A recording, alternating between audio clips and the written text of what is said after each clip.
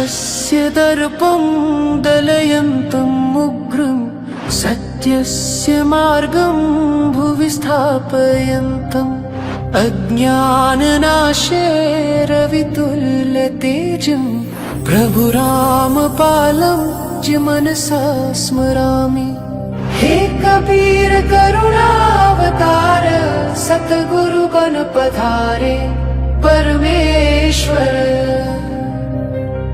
विश्वस्य उद्धारं युगप्रवर्तकम् ब्रह्माण्डमध्ये जयघोषनादम् कबीर तत्त्वं प्रकटीकरोन्तम् प्रभु रामपालं च मनसा स्मरामि।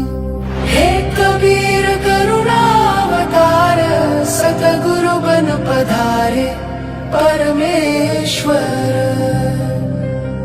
सच्चिदानन्दं परम प्रकाशं लोकान् समस्तान् य उद्धारयन्तम् मोक्षप्रदातारं तारणहारं प्रभु रामपालं च मनसा स्मरामि।